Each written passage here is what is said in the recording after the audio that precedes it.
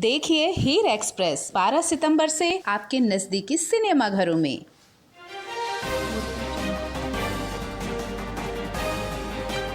रायपुर में कार्यक्रम आयोजन के लिए अनुमति अनिवार्य, रैली और जुलूस के लिए अब नगर निगम की मंजूरी। सार्वजनिक मैदान और पंडाल हेतु अनुमति लेनी होगी।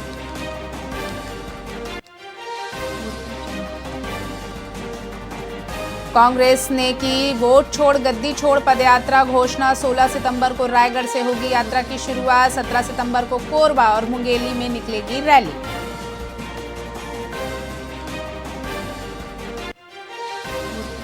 बजरंगपुर नवागांव हत्याकांड में पीड़ित परिवारों को मिलेगी मदद। तीनों मृतकों के परिजनों को 1-1 लाख की सहायता। अनुकंपा नियुक्ति भी देगी सरकार।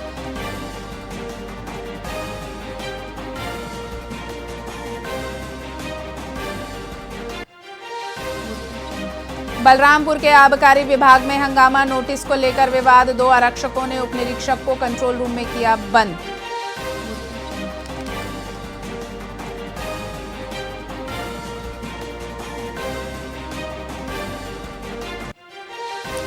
और बिलासपुर हाईकोर्ट ने सांसद भोजराज नाग की अर्जी खारिज की। कांकेर संसदीय क्षेत्र चुनाव याचिका पर जारी रहेगी जन सुनवाई। भोजराज नाग ने याचिका निरस्त करने की मांग की थी।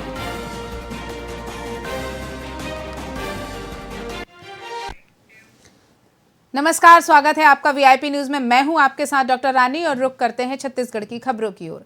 छत्तीसगढ़ के गरियाबंद जिले में चलाए गए सर्च ऑपरेशन में पुलिस को बड़ी कामयाबी हासिल हुई। आपको बता दें कि गृह मंत्री विजय शर्मा ने जानकारी दी कि ऑपरेशन में 1 करोड़ का इनामी सीसी मेंबर बालकृष्णन और 25 लाख का इनामी प्रमोद समेत 10 नक्सली मार गिराए गए हैं, जिसको लेकर गृह मंत्री ने इसे राज्य की सुरक्षा एजेंसियों की बड़ी सफलता बताया है और कहा है कि सीसी मेंबर की संख्या लगातार कम हो रही है।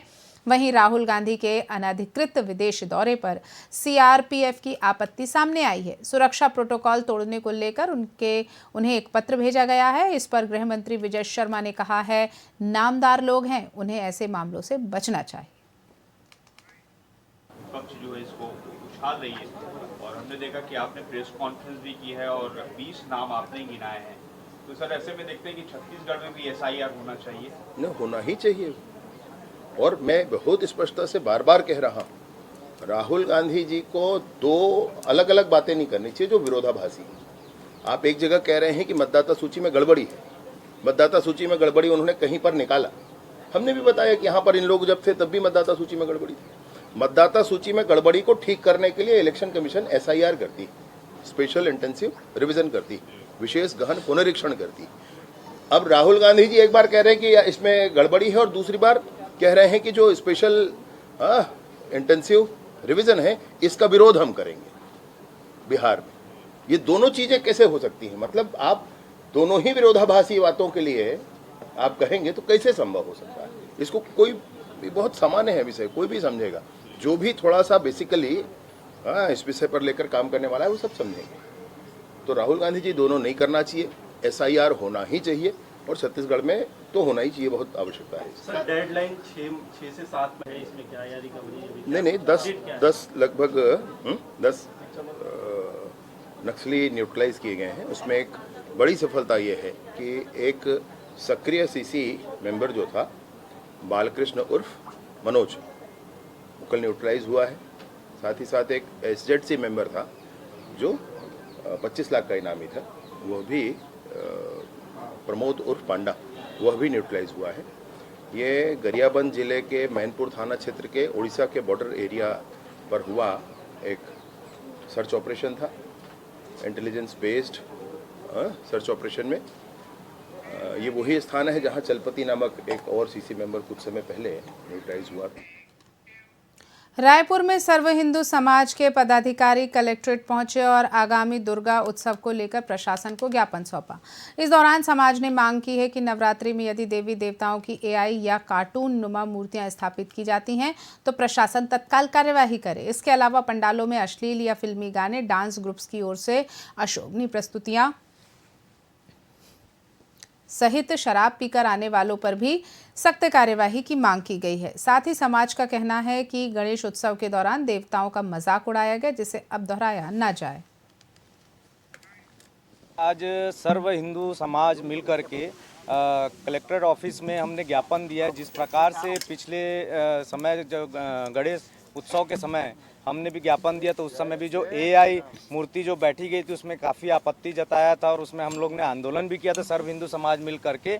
उसी प्रकार से इस बार हम दुर्गा उत्सव के पहले हमने यहाँ पे अवगत कराया है प्रशासन को कि आने वाले जो नवरात्रि है उसमें यदि एआई या कार्टून नुमा हमारे देवी देवताओं की अगर मूर्ति की स्थापना की जाती है तो तत्काल प्रभाव से प्रशासन उनके ऊपर कार्रवाई करे और मूर्तिकार जो मूर्ति बनाता है उनके ऊपर भी कार्रवाई करे।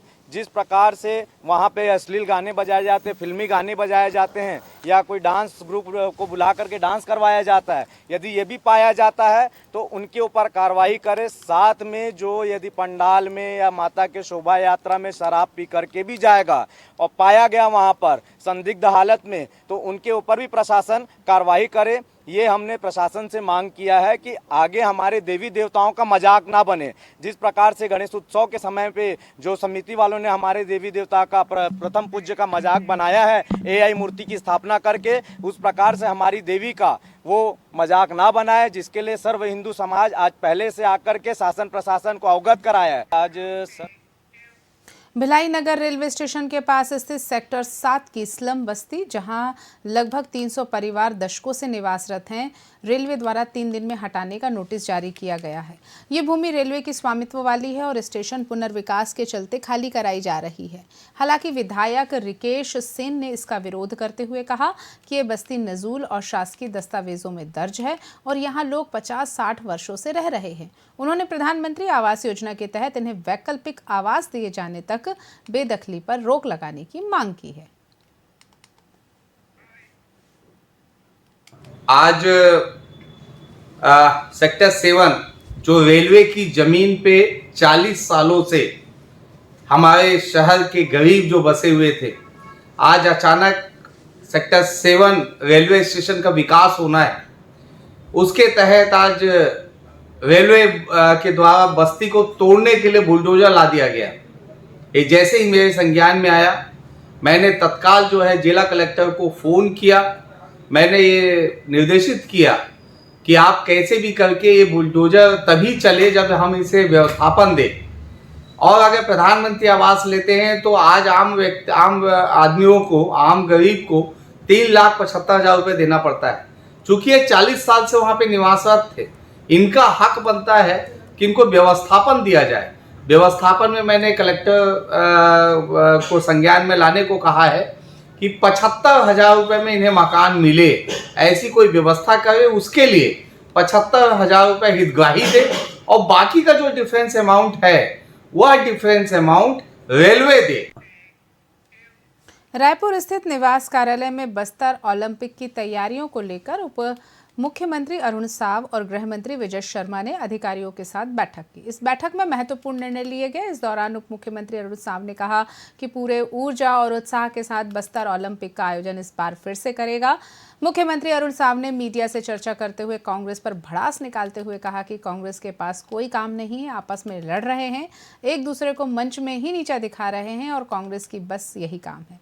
विष्णुदेव साय सरकार के नेतृत्व में मोदी के एक गारंटी को पूरा कर रही है, अपेक्षाओं को पूरा कर रही है। कांग्रेस के पास कोई काम है नहीं, कोई मुद्दा नहीं है, आपस में लड़ रहे हैं, एक दूसरे पर तीर चला रहे हैं, एक दूसरे को मंच में ही नीचा दिखा रहे हैं।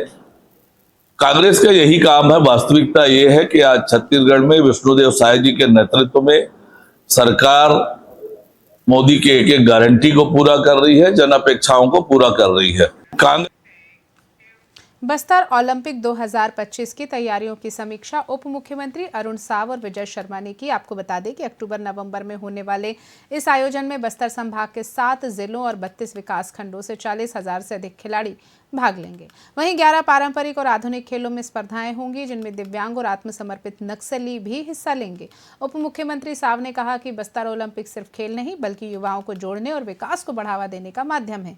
आयोजन का ध्येय वाक्य रहेगा, कर सहायता बस्तर, बरसायता बस्तर। हमारे प्रदेश में खेल प्रतिभाओं की कमी नहीं है